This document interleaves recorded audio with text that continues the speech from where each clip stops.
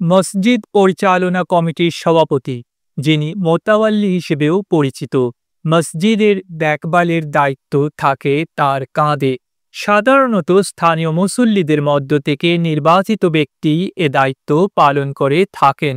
তবে এখন থেকে এ দায়িত্ব আর তাদের কাঁধে থাকবে না। এখন থেকে সব মসজিদের সভাপতি হবেন প্রশাসনের কর্মকর্তারা, অর্থাৎ ডিসিইউএনওরাই এখন থেকে মসজিদের মোতাওয়াল্লির দায়িত্ব পালন করবেন। বিষয়টি জানিয়েছেন ধর্ম উপদেষ্টা ডক্টর আ.ফ.ম. খালিদ হোসেন। তিনি বলেন, মসজিদের ইমামদের নিয়োগ বা বরখাস্ত হতে হবে সরকারের নীতিমালা অনুযায়ী। শুক্রবার 18 জুলাই দুপুরে খুলনায় এক অনুষ্ঠানে প্রধান অতিথির বক্তব্যে তিনি এসব কথা বলেন।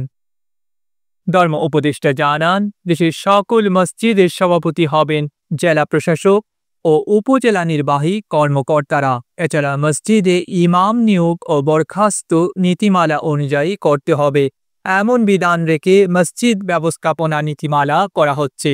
আগামী 1 মাসের মধ্যে গ্যাজেট আকারে তা প্রকাশ করা হবে বলে জানান ধর্ম উপদেষ্টা।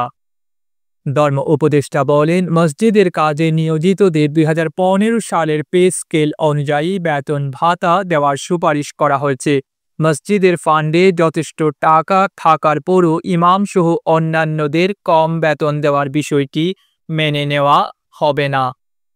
তিনি আরও বলেন, ইসলামিক ফাউন্ডেশনে শৃঙ্খলা ফিরেছে, সব কিছু জবাবদিহিতার আওতায় আনা হয়েছে।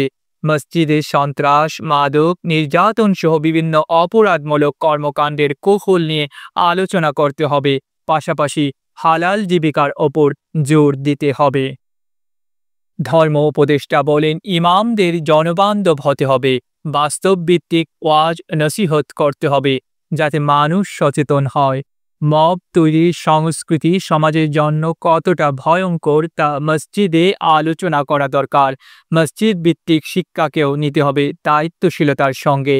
যেসব কেন্দ্রে প্রকৃতপক্ষে পাঠদান হচ্ছে না কিংবা ভুয়া কেন্দ্র দেখিয়ে অথবা স্কুল ও মসজিদে একই ব্যক্তি একযোগে শিক্ষকতা করছেন, এমন প্রমাণ মিললে কঠোর ব্যবস্থা নেওয়া হবে বলে তিনি হুঁশিয়ারি দেন।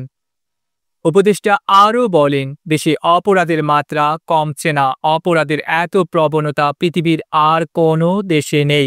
সমাজে অপরাধ রোধে ধর্মীয় অনুশাসন ও নৈতিকতা চর্চার বিকল্প নেই। যদি সমাজে স্বচ্ছতা, জবাবদিহিতা ও মানবিকতা প্রতিষ্ঠিত হয়, তাহলে অপরাধ প্রবণতা উল্লেখযোগ্যভাবে কমে যাবে। ডেস্ক রিপোর্ট, আধুনিক কাগজ।